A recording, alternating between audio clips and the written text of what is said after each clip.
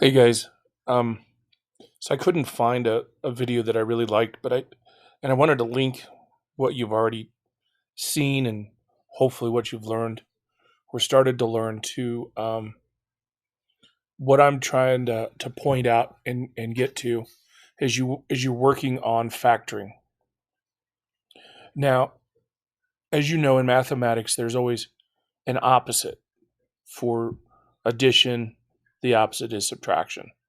For multiplication, the opposite is division. And so in mathematics, when we're talking algebra, the two opposites are if we expand or if we distribute. Okay. So if we distribute, of course, that's the distribution property. Something as simple as 2 times the quantity x plus 3. That means we're going to take this 2 and we're going to multiply it times each term inside the parentheses. We're distributing it to each piece.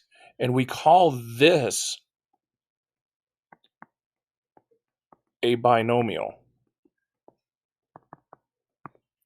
Bi meaning 2, and so it's 2 terms. The x term and then the constant term. And our constant in this case is a 3. Now, if you remember back to hopefully what you've learned before, constants are things that don't change. So a 3 is always a 3. And then the x is a variable.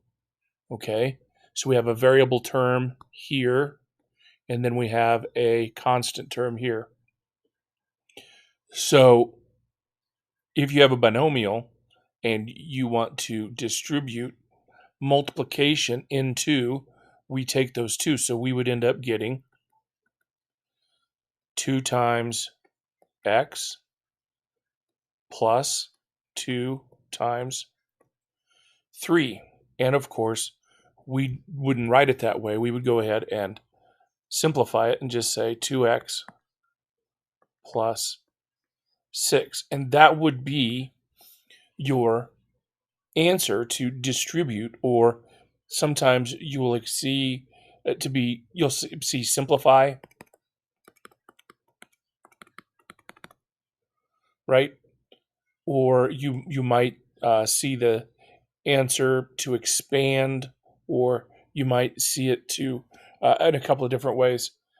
But when they're asking you to simplify um, an answer like this, they're just asking you to move the two inside the parentheses using multiplication and get a new answer as we have here.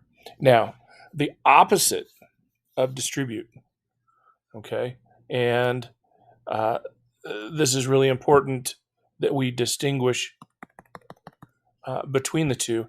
It's called factoring. And so you're going to be asked to factor a binomial. And so when you're asked to factor a binomial, you're asked to pull what's in common outside. So we're going to use the GCF in both terms of the 2x and the 6, and we're going to bring those outside, and what's left we're going to leave inside parentheses. Okay, so we had this 2x plus 6, and we want to take the greatest factor, or the largest number that divides both the 2x and the 6. So if we want to think about this in an expansion mode, where we expand what we have here, it's 2 times x plus 2 times 6. I'm sorry, that's not a 6, that's a 3. I apologize for that. And so we'd ask ourselves what's in common on both sides of the plus side. And we have a 2 here and a 2 here. That is the factor that's common to both terms. And so what we're going to do is we're going to take that 2, okay, and if we put all of this inside parentheses, we're going to take this 2 and pull it outside, and we're going to take this 2 and pull it outside.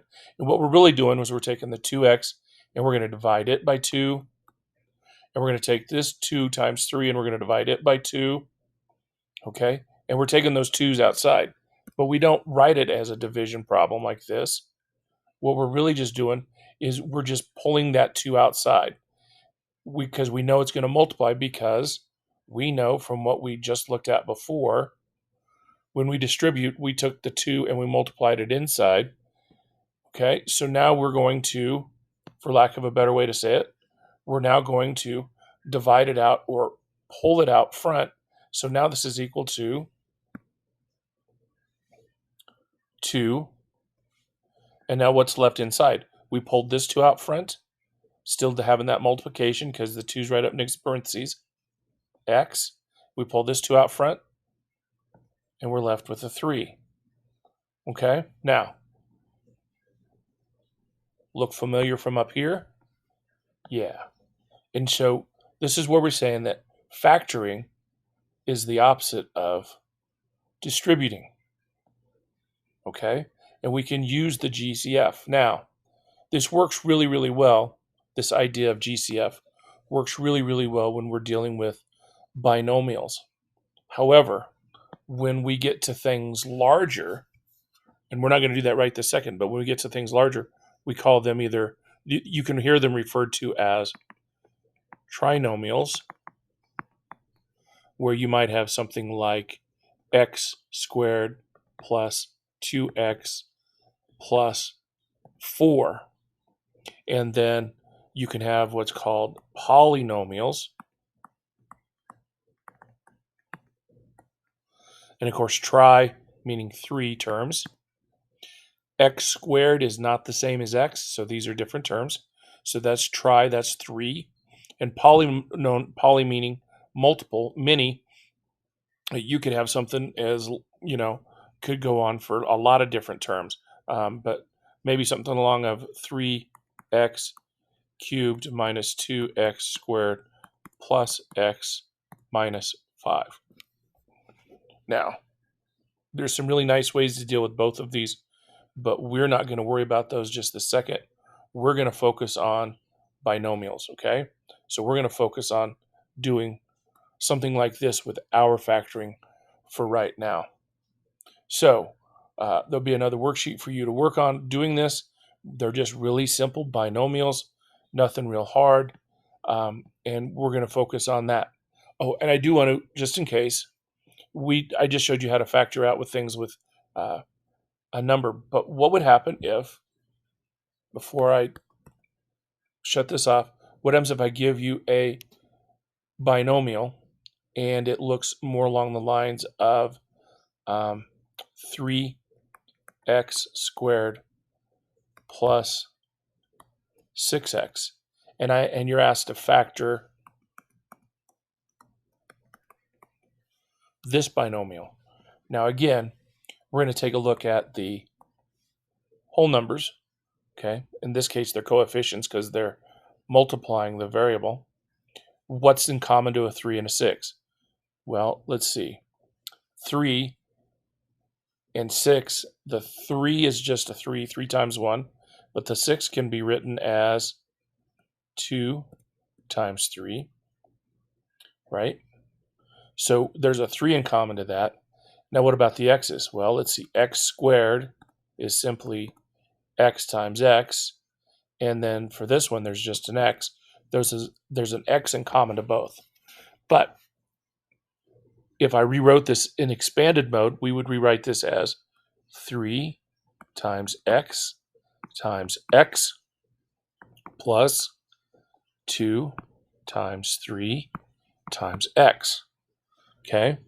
Now, what's really nice about this is that there is a 3 in common to both. Okay? So if I put this inside parentheses, I can pull this out from both sides. And then I can also notice that there is an x in common to both. So I can take one x and pull it out front. Okay, again, out front of the parentheses. So now we would have a 3x out front. And now what's left? Well, this 3 has been pulled out front. This x has been pulled out front, so that leaves us with an x. This 3 has been pulled out front. This x has been pulled out front, so that leaves me with a 2.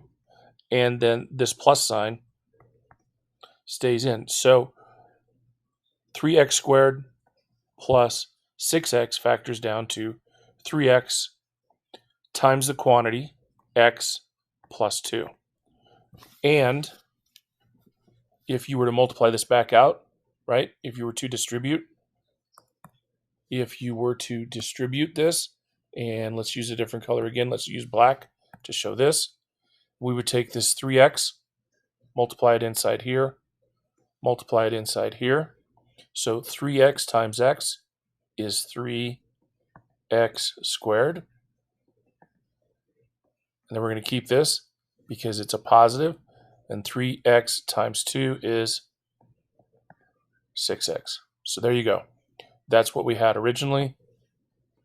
So factoring, if you're dealing with variables, you just have to think about it the same way as you do as the whole numbers, and pull what's in common in each variable out. Okay, let's go ahead and get to the worksheet. If you have some questions, let me know. We'll talk about them. If we're in the classroom, that's really easy. If you're doing this online, shoot me an email or give me a question through Schoology, and I will get back to you as quickly as I can.